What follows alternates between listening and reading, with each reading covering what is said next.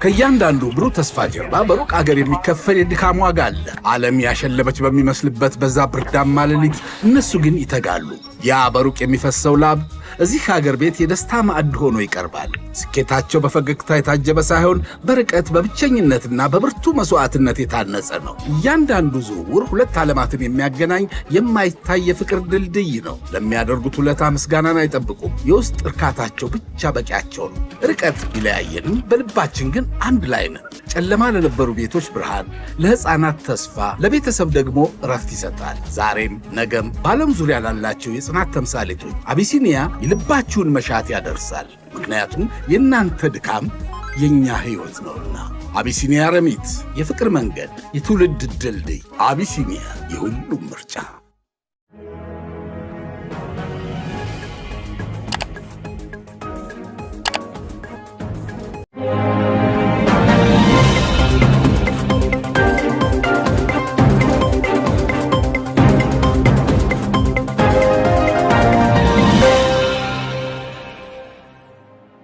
ጤና ይስጥልኝ ክቡራትና ክቡራን የዩቲዩብ ቻናል ቤተሰቦች፣ አሁን የተሰሙ ሰበር መረጃዎችን ይዤ ቀርብ ያለው። በቅድሚያም ለእስልምና እምነት ተከታይ ክቡራን የዩቲዩብ ቻናል ቤተሰቦች በሙሉ እንኳን ለ1447ኛው የኢድ አል አድሃ አረፋ በዓል በሰላም አደረሳችሁ። በዓሉ የሰላምና የጤና ኸይር የምትሰሙበት እንዲሆንላችሁ ተመኘው። ወደ ሰበር መረጃዎቹ ስናቀና የሆርሙዝ ቀጠና በከፍተኛ ሁኔታ ታምሷል።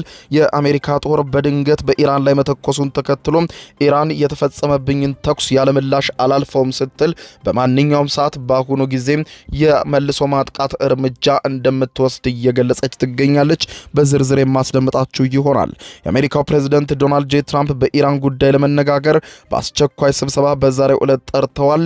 ይህ ሚስጥራዊና ከፍተኛ ጥበቃ የሚደረግለት በካምፕ ዴቪድ ይካሄዳል የተባለውን ስብሰባ በተመለከተ አጠር ያለ ሰበር መረጃ አስደምጣችኋለሁ። የኢራኑ መሪ አያቶላ ሙጅተባ ካሜኒ አስቸኳይ የሆነ መግለጫ የሰጡ ሲሆን የአረፋ በዓልን አስመልክተው ባወጡት አስቸኳይ መግለጫ ለመላው የሙስሊም ሀገራትና በቀጠናው ለሚገኙ የአረብና የሙስሊም ሀገራትም አስቸኳይ ጥሪ አቀርበዋል።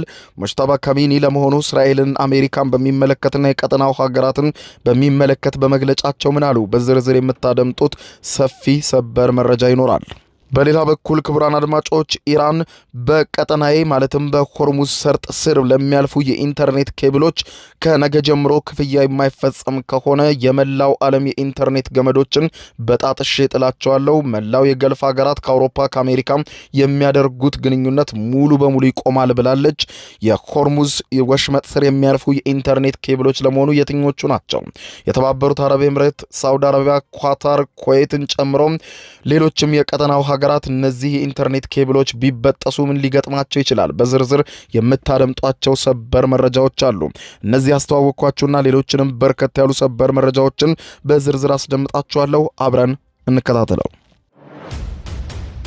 በቅድሚያም በአረብ ባህረ ሰላጤና ስትራቴጂካዊ በሆነው የሆርሙዝ የባህር መተላለፊያ ላይ የተደቀነው ወታደራዊ ውጥረት ከመቼውም ጊዜ በላይ በከፍተኛ ሁኔታ ማገርሸቱ ተዘገበ። ዩናይትድ ስቴትስ በኢራን ላይ ድንገተኛ ተኩስ መፈጸሟን ተከትሎ ኢራን ዩናይትድ ስቴትስ የተኩስ ማቆም ስምምነቱን ጥሳለች ስትል በይፋ የገለጸች ሲሆን ይህ የተሰማውም የአሜሪካ ጦር በኢራን ሚሳኤል ማስወንጨፊያ ጣቢያዎችና በፈንጂዎችን በሚያጠምዱ የባህር ላይ ጀልባዎች ሌሊቱን ሙሉ የአየር ድብደባ ማድረጉን ተከትሎ ነው።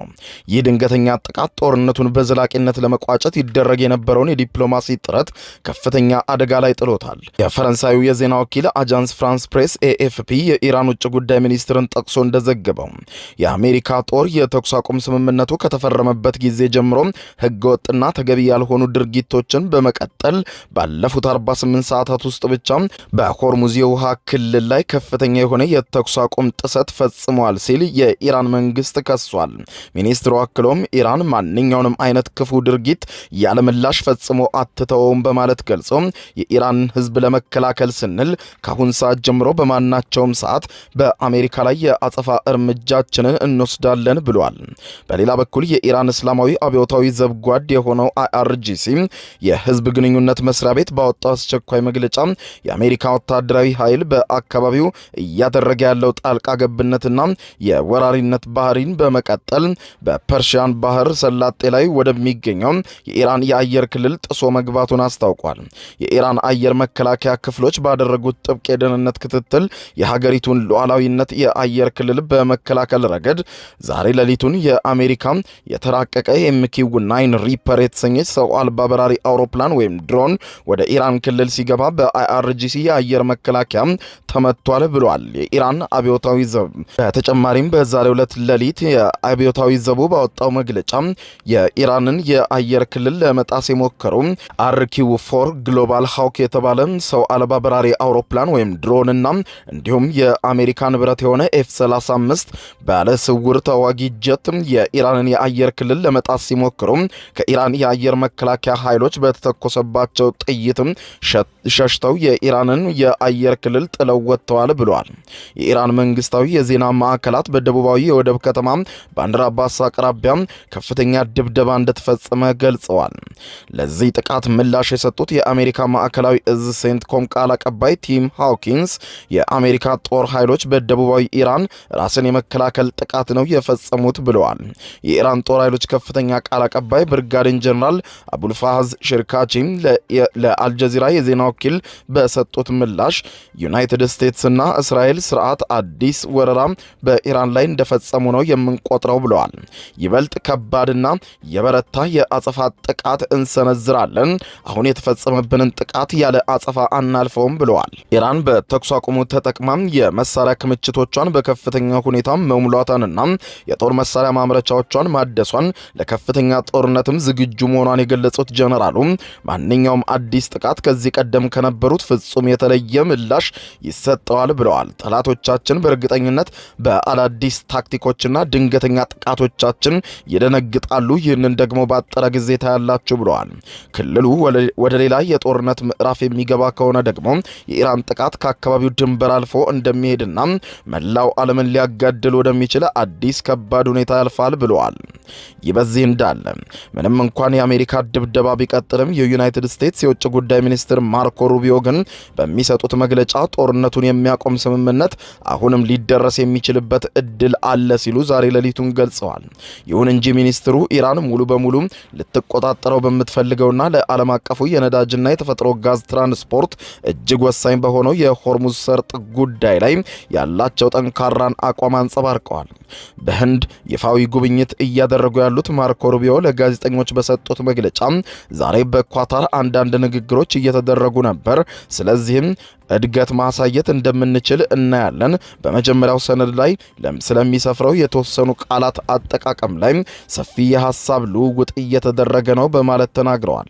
አክለውም የሆርሙዝ የባህር መተላለፊያ በማንኛውም መንገድ ክፍት ሆኖ ይቀጥላል ካሉ በኋላ እዚያ ቦታ እየተከናወነ ያለው ነገር ህገወጥ፣ ለዓለም የማይበጅና ተቀባይነት የሌለው ሲሉ አውግዘውታል። በኳታር እየተካሄደ ያለው ድርድርን በተመለከተ የኢራኑ ታስኒም የዜና ወኪል እንደዘገበው የኢራን ተደራዳሪዎች በምዕራባውያን ባንኮች የታገዱ የኢራን የገንዘብ ሀብቶች በአስቸኳይ እንዲለቀቁላቸው አጥብቀው ጠይቀዋል ብለዋል። እንደ ዘገባው ከሆነ የመጀመሪያው የመግባቢያ ስምምነት MOU እንደተፈረመ የዚህ የታገደ የኢራን ገንዘብ ግማሹ በአፋጣኝ ለኢራን እንዲለቀቅ እየጠየቁ እንደሆነ የተገለጸ ሲሆን ይህ የተሰማውን በፓኪስታን አደራዳሪነት የተደረሰው የተኩስ አቁም ስምምነት በተግባር ላይ በዋለበትና የኢራን ከፍተኛ የልዑካን ቡድን በኳታር ገብተው ድርድር እያደረገ ባለበት በአሁኑ ሰዓት ነው። የኢራን ከፍተኛ ተደራዳሪና የፓርላማ አፈ ጉባኤ መሐመድ ባገር ቃሊባፍ ከውጭ ጉዳይ ሚኒስትር አባስ አራግቺና ከማዕከላዊ ባንክ ገዢ አብዱል ናስር ሄማቲ ጋር በመሆን ወደ ኳታር ዶሃ መግባታቸውና ድርድር መደረጉ ይታወቃል። ቃሊባፍ ወደ ኳታር ያደረጉት ጉዞም በመጀመሪያው ምዕራፍ ኢራን የምትፈልገውን 12 ቢሊዮን አሜሪካን ዶላር የምታገኝና የስምምነቱን አፈጻጸም ተግባራዊ የምታደርግበትን መንገድ ለመቀየስ ያለመ እንደሆነ ተገልጿል። ከዚህ ቀደም በ2023 ዓመተ ምህረት በደቡብ ኮሪያ ባንኮች ታግዶ የነበረውን 6 ቢሊዮን የኢራን ዶላር ገንዘብን በኢራን ታስረው የነበሩ 5 አሜሪካውያን እንዲለቀቁ ከታቀደው ስምምነት ጋር ተያይዞ ወደ ኳታር ባንኮች መዘዋወሩ ይታወሳል። ይሁን እንጂ አዲሱ የአሜሪካ ጥቃት ኤፕሪል 8 ቀን የተጀመረውን የተኩስ አቁም ስምምነት ሙሉ በሙሉ የሚያፈርስ ሆኗል። የኢራኑ ፕሬስ ቲቪ የዜና አውታር እንደዘገበው የኢራኑ እስላማዊ አብዮታዊ መሪ የሆኑት አያቶላ ሙጅተባ ሰይድ ካሚኒ የአረፋ በዓልንና የሐጅ ስነ ስርዓትን ምክንያት በማድረግ ባስተላለፉት አስቸኳይ መልእክት የእስልምናው ዓለም በሙሉ የቀጠናውን ሀገራት ከአሜሪካ የበላይነትና ከአሜሪካ የጦር መሳሪያ ወይም የአሜሪካ የጦር ካምፕ ከመሆን እንዲጸዳና አዲስ ክልላዊ የዓለም ስርዓት ለመቅረጽ በጋራ የሙስሊም ሀገራት በሙሉ በመላው ዓለም አንድ ሆነው እንዲቆሙ ጥሪ እናቀርባለን ብለዋል። መሪው ባስተላለፉት መልእክት መላው የሙስሊም ሀገራትና በዚህ ቀጠናና ክልል የምትገኙ የሙስሊምና የአረብ ሀገራት በሙሉ በማለት ገልጸው አዲሱን ዓለም አቀፋዊ ስነ ስርዓት የወደፊት እጣ ፈንታን ለመቅረጽ የሚያስችሉ በርካታ የጋራ አቅሞች በእጃችን ናቸው። ስለዚህም በጋራ እንዘጋጅ ብለዋል። ቀጠናዊ እውነቶችን ወደማይቀለበስ ደረጃ እየተሸጋገሩ መሆናቸውንና የአሜሪካ ወታደራዊ ተጽዕኖ በከፍተኛ ሁኔታ በመካከለኛው ምስራቅ እየተዳከመ መምጣቱን የገለጹት አያቶላ ሙጅተባ ካሚኒ የጊዜ እቅድ ወደ ኋላ አይመለስም፣ የዚህ ቀጠና ምድሮችና ህዝቦች ከአሁን በኋላ ለአሜሪካ ወታደራዊ ሰፈሮችም ሆነው አያገለግሉም ብለዋል። አሜሪካም በአሁኑ ወቅት በመካከለኛው ምስራቅ ያላትን ተጽዕኖ እያጣች መሆኑን በቀጠናው የሚገኙ ሀገራትም አሜሪካን ጥቃት የምትሰነዝርባቸውን ወታደራዊ የጦር ሰፈሮችም ማስተናገጃቸውን በአፋጣኝ እንዲያቆሙ አስጠንቅቀዋል። ዩናይትድ ስቴትስ ለአጥፊ ተግባሯና ለወታደራዊ ሰፈሮቿ የሚሆን አስተማማኝ መጠጊያ በአካባቢው የላትም። ከቀድሞ ክብሯና ይዘቷም በየቀኑ እየራቀች ነው። በቀጠናው ኢራንን ተጠግቶ ለአሜሪካ የጦር ሰፈር የሚፈቅድ ማናቸውም ሀገር ፈቅዶ እሳት ውስጥ እንደገባ ይቁጠረው ብለዋል። አያቶላ ሙጅተባ ካሚኒ በመልእክታቸው አክለው የመቋቋሚያ ግንባር በማለት የሚጠሩት ወይም አክሲስ ኦፍ ሬዚስታንስ የተሰኘው ክልላዊ ጥምረትንም አወድሷል። ይህ ግንባር ከኢራን እስከ ሊባኖስ፣ ከፊሊስጤም እስከ ኢራቅና ሶሪያ፣ ከአፍሪካና እስከ የመን እስከ አፍጋኒስታንና ፓኪስታን የተዘረጋ አንድነቱ የተጠናከረ ንቅናቄ መሆኑን የገለጹ ሲሆን የአሜሪካን ተጽዕኖ የተጋፈጠ የእስራኤል ወረራንም የታገለና በተለይም ደግሞ አሸባሪ ቡድኖችን ያደቀቀ ኃይል ነው ሲሉ ሄዝቦላን፣ ሐማስን እንዲሁም የሃውቲንና በዚሁ በአክሲስ ኦፍ ሬዚስታንስ ውስጥ የታቀፉ ታጣቂ ቡድኖችን አወድሰዋል። የእስራኤልን አስተዳደር ካንሰር በማለት ጠርተው የማይረጋጋ ስርዓት ሲሉ የጠሩት መሪው እስራኤልን የመጨረሻ ምዕራፍ ላይ ያለች ሀገር ሲሉ ገልጸዋታል። በዚህም የቀድሞው መሪ አያቶላ አሊ ካሚኒ የእስራኤልን ስርዓት የሚቀጥሉትን 25 ዓመታት ማየት አይችልም በማለት ከዚህ ቀደም እንደተናገሩ ያስታወሱትና አባታቸውን ቃል የደገሙት ሙጅተባ ካሚኒ የሚቀጥሉትን 25 ዓመታት እስራኤል አታይም ሲሉ ዝተዋል። በጦርነት ወቅትም ኢራን በእስራኤልና በአሜሪካ ላይ የሰነዘረችው ጥቃትን አስመልክተው እስላማዊቷ ሪፐብሊክ ኢራን በሰነዘረችው ከባድ መቅሰፍታዊ ጥቃት የእስራኤልን ስርዓት ረዳት አልባ ማድረግ ትችላለች ብለዋል። ወራሪዋን አሜሪካም በብርቱ በጥፊ በመምታት ጠላት ኢራንን ለማንበርከክ የነበረውን ዓላማ አክሽፈነዋል። ወደፊት ደግሞ ጠላቶቻችን እስራኤልን የማይረዱበት አዲስ ከባባዊ ሁኔታ እንፈጥራለን ብለዋል። በትልቁ ሰይጣን አሜሪካና በሰለጠነችው ትንሿ ሰይጣን እስራኤል ታላቅ ድል እናስመዘግባለን ያሉት ሙጅተባ ካሚኒ በመላው ዓለም ለሚገኙ የእስልምና ተከታዮችም ባስተላለፉት መመሪያ ሞት ለአሜሪካ ሞት ለእስራኤል ሲሉ ዝቱ አምሽተዋል። ይህ በዚህ እንዳለ አሜሪካም በደቡባዊ ኢራን ላይ አዲስ ከባድ የአየር ድብደባ ማድረጓን ማዕከላዊ እዝ ይፋ ማድረጉን ተከትሎ የዓለም አቀፉ የብሬንት ድፍድፍ ነዳጅ ዋጋ በአንድ ጀንበር በ3 በመቶ ጭማሪ አሳይቶ አድሯል። ይህ የዋጋ ንረት በዓለም ኢኮኖሚ ላይ ተጨማሪ ስጋት የደቀነ ሲሆን የአሜሪካን ዋነኛ ተቀናቃኝና ከፍተኛ የነዳጅ አስመጪ የሆነችው ቻይና ሁለቱም ወገኖች የተኩስ አቁም ስምምነቱን እንዲያከብሩ አለመግባባቶች በሰላማዊ መንገድ እንዲፈቱ ስትል በጽኑ አሳሰበች። የቻይና ውጭ ጉዳይ ሚኒስትር ቃል አቀባይ ማኦ ኒንግ ለጋዜጠኞች በሰጡት መግለጫ የሚመለከታቸው ወገኖች የተኩስ አቁም ቃላቸውን እንዲጠብቁ፣ አለመግባባቶች በሰላማዊ መንገድ እንዲፈቱ፣ ቀጠናዊ ሰላም በአስቸኳይ እንዲሰፍን የበኩላቸውን እንዲወጡ እንጠይቃለን ብለዋል። ይህ በእንዲህ እንዳለ የሆርሙዝ ስትሪት የዲጂታል መሰረተ ልማት ፍልሚያ አዲስ መልክ ይዞ ብቅ ብሏል። የኢራን ጦር ኃይሎች የኦፕሬሽን እዝ ቃል አቀባይ ኢብራሂም ዞልፋጋሪ በሰጡት መግለጫ ኢራን በሆርሙዝ የባህር መተላለፊያ ስር በሚያልፉ የባህር ውስጥ የኢንተርኔት ኬብሎች ላይ አገልግሎት ክፍያ ለመጣል ማቀዷን በይፋ ገልጸዋል። ይህ ውሳኔ በቀጠናው የዲጂታል መሰረተ ልማት ላይ ከፍተኛ ውጥረት ፈጥሯል ተብሏል። ከግንቦት 18 ቀን ጀምሮ በኢራን ከፍተኛ ብሔራዊ የደህንነት ምክር ቤት የተቋቋመው የፋርስ ባህረ ሰላጤ ባህር ባለስልጣን የተሰኘው አዲስ የኢራን መንግስት አካል በሆርሙዝ ወሽመጥ ስር የሚደረጉ የእንቅስቃሴዎችና የኢራን ያወጣቻቸውን የባህር ላይ ህጎችም መከበራቸውን መቆጣጠር እጀምራለሁ ብሏል።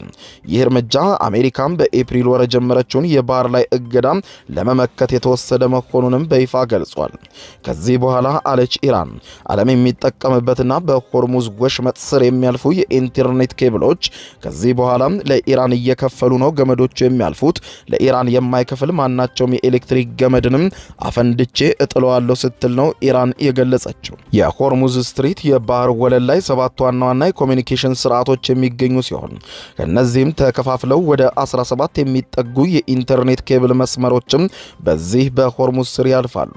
ከነዚህም መካከል የፋልኮን ስርዓት በህንድን ከኦማን፣ ኢራን፣ ኳታርና ሳዑዲ አረቢያ ጋር የሚያገናኝ እስከ ግብጽ የሚዘልቅ ሲሆን የኦርዶን ገልፍ ፓዝ ወይም ደግሞ በፋርስ ባህረ ሰላጤ ውስጥ ያለውን ሰፊ የዲጂታል ትራፊክ ያስተዳድራል። እጅግ ስትራቴጂካዊ የሆኑት የሲሚዊ 5 ደቡብ ምስራቅ እስያ በመካከለኛውና ምስራቅ አውሮፓን የሚያገናኝ የኢንተርኔት ኬብል ሁሉም በዚሁ የፋርስ ባህረ ሰላጤ ስር ነው የሚያልፈው። እስያ፣ መካከለኛው ምስራቅ አውሮፓ የታገልፍ የተሰኙ የኬብል መስመሮችም የአረብ ሀገራትን መሰረተ ልማቶች ከህንድና ከአሜሪካ እንዲሁም ከአውሮፓ ሙሉ በሙሉ የሚያገናኙ መረቦች ሁሉ የሚያልፉት በዚሁ ቀጠና ስር ነው። በወታደራዊ ውጥረቱ ምክንያትም እነዚህን ኬብሎች መበላሸት ወይም መቆረጥ የዓለምን የኢንተርኔት ትራፊክ በከፍተኛ ሁኔታ እንደሚያስተጓጉለው የተገለጸ ሲሆን በማንኛውም ሁኔታ ኢራን እነዚህን ኬብሎች የምትቆርጣቸው ከሆነ ከባድ የሆነ ቀውስ በዓለም ላይ ይከሰታል ተብሏል። ይህ እንዳይሆን አለች ኢራን ለጣልኩት ክፍያ ከዚህ በኋላ ገንዘብ እየከፈላችሁ ካልሆነም በቀጠና የስር ማለፍ አትችሉም ብላለች።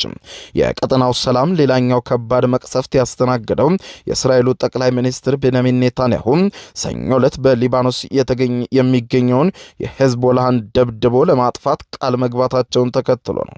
ኢራን ማንኛውንም አይነት የሰላም ስምምነት በሊባኖስ ያለውን ውጊያ ማካተት አለበት የሚል ጠንካራ ቅድመ ሁኔታ ብታስቀምጥም እስራኤል ግን ማክሰኞ ዕለት በደቡባዊ ሊባኖስ የምትገኘውን ናባቲ የተሰኘችውን ከተማ ነዋሪዎች ተጨማሪ ከባድ የአየር ድብደባ ከመጀመሩ በፊት በአስቸኳይ አካባቢውን ለቀው እንዲወጡ አስጠንቅቃለች። የዚህ ጦርነት ሰለባ የሆነችው ሊባኖስ በእስራኤል የምድር ወረራና የአየር ድብደባ ምክንያት ከፍተኛ ውድመት አስተናግዳለች። እስራኤል በደቡባዊ ሊባኖስ የሚገኙ በርካታ መንደሮችን ሙሉ በሙሉ ያወደመች ሲሆን ከሊታኒ ወንዝ በስተደቡብ የሚገኘው ቀጠናን በመቆጣጠር የጸጥታ ቀጠናን መፍጠሯ ተሰምቷል። ይህ እርምጃ በ1982 እስከ 2000 የነበረውን የቀድሞውን የእስራኤል የግዛት ማስፋፋት ሁኔታን የሚያስታውስ ነው የተባለ ሲሆን በዚህ የእስራኤል ከባድ ወታደራዊ እርምጃ ምክንያትም እስካሁን ድረስ ቢያንስ 815,000 የሊባኖስ ዜጎች ከቀያቸው ተፈናቅለዋል። ወደ መኖሪያ ቤታቸው እንዳይመለሱ ሙሉ በሙሉ በእስራኤል ክልከላ ተጥሏል ተብሏል።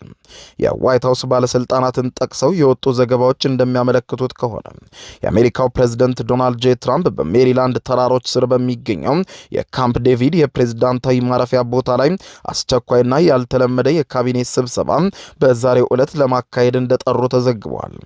ኒውዮርክ ፖስት ዛሬ ሌሊቱን እንደዘግበው በዚህ ሚስጥራዊና ጥብቅ ስብሰባ ላይ የኢራን ጉዳይና የዓለም አቀፉ ጦርነት ሁኔታ ዋነኛ አጀንዳ ሆኖ ይወያያል ተብሏል።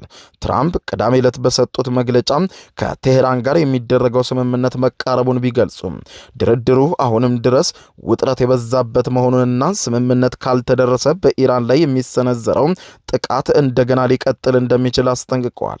ይህ በእንዲህ እንዳለ የጦርነቱ መራዘም እንዲሁም ማገርሸት የአሜሪካ የፖለቲካና የኢኮኖሚ መረጋጋትን አደጋ ላይ ጥሎታል። ዋሽንግተን ፕሬዚዳንት ዶናልድ ጄ ትራምፕ ኤፕሪል 7 ቀን 2026 ዓመተ ምህረት የተናገሩትን ፍጹምና ሙሉ ድል ማሳካት አልቻለችም። የአሜሪካ ጦር ኃይሎች ውጤታማ እንቅስቃሴ ቢያደርጉም በአረብ ባህረ ሰላጤ በሚገኙ የአሜሪካ ወታደራዊ የጦር ሰፈሮች ላይ የደረሰው ውድመት መንግስት ቀደም ሲል በይፋ ካመነው እጅግ በላይና መጠነ ሰፊ መሆኑን ተረጋግጧል ተብሏል። እስካሁን 29 ቢሊዮን የአሜሪካን ዶላር የፈጀው የዚሁ ጦርነት ወጪ ወደፊት እጅግ በከፍተኛ ሁኔታ ከእጥፍ በላይ እንደሚኖር ተነግሯል። ከጦርነቱ ጋር ተያይዞ የመጣው የዋጋ ንረትና የኢኮኖሚ ድቀትም ስጋት የአሜሪካን ሕዝብ ክፉኛ እያስቆጣ ይገኛል። የፕሬዝደንት ትራምፕ ተወዳጅነትም በከፍተኛ ሁኔታ በአሜሪካ ውስጥ ማሽቆልቆሉ ተነግሯል። ራሳቸው ትራምፕ ሜይ 12 ቀን 2026 ለጋዜጠኞች ሲናገሩ ስለ አሜሪካውያን የፋይናንስ ሁኔታ አላስብም፣ ስለ ማንም ሰው አላስብም ማለታቸው የራሳቸውን የማጋ ንቅናቄን ደጋፊዎችም ጭምር ለሁለት የከፈልና ያበሳጨ ሆኗል።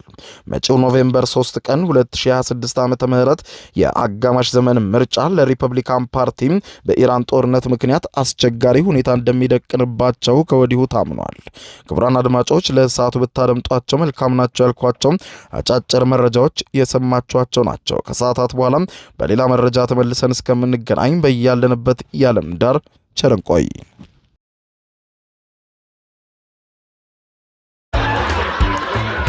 አሁን ከልቦ ለመሳቅ ይዘጋጁ። ጊዜው የአቧራው ጨሰ ቲያትር ነው። ዘወትር ዓርብ በ12 ሰዓት በዓለም ሲኒማ ቀጠሮን ያደርጉ። ወይ አቧራው ጨሰ ቅድስት ገብረ ሥላሴ፣ ቃል ኪዳን ታምሮ፣ ሱራፌል ብስራትና አቤል ብርሃኑ የወይኗ ልጅ በድንቅ ሁኔታ ይተውኑበታል። ከኔ ጋር ግን አንግባባም አይደል? ሳቅ እንደ ጥጥ ይፈተላል። በቃላት እያዋዛ በድርጊት ያስደምማል። አዎ ምስክር የለኝም። አቧራው ጨሰ ልብ አንጠልጣይ ኮሜዲ ቲያትር። ደራሲ ሱራፌል ብስራት፣ አዘጋጅ አቤል ሰለሞን። ዘወትር ዓርብ በ12 ሰዓት በዓለም ሲኒማ እንገናኝ። እናንተ ተወያዩ፣ እኛ እንውጣላቸው አይደል? ወዴት ነው የምትሄደው? አቧራው ጨሰ የዘመኑ ምርጥ ኮሜዲ ቲያትር። የዩቲዩብ የስኬት ሚስጥሮችን በዝርዝር የያዘው የአቤል ብርሃኑ የወይኗ ልጅ መጽሐፍ ሁለተኛ እትም በገበያ ላይ። ዩቲዩብ ለመጀመር በአጭር ጊዜ ስኬትን ለመቀዳጀት አስበዋል? ዩቲዩብ ብጀምር ስንት ብር አገኘሁም ብሎ አስበዋል? እንግዲያውስ በዩቲዩብ 2 የወርቅ 3 የብር ሽልማቶችን ያገኘው የአቤል ብርሃኑ የወይኗ ልጅ የዩቲዩብ ሚስጥሮች መጽሐፍ በዝርዝር ሁሉንም ያብራራሉታል። ዛሬውኑ ገዝተው ህልሞን እውን የሚያደርጉበትን የዩቲዩብ የስኬት መንገድ ይጀምሩ። በሀገር ቤት አከፋፋይ አዲስ አበባ ሜክሲኮ ኮሜርስ መጽሐፍት መደብር። በውጭ ሀገራት ለምትገኙ ከአማዞን ላይ ብታዙ በቀናት ውስጥ ደጁ ይደርሳል። የአማዞን ሊንኩን እዚህ ቪዲዮ ኮሜንት ላይ ያገኙታል። የዩቲዩብ ሚስጥሮች ዘመኑ ጋር ተፈላጊ መጽሐፍ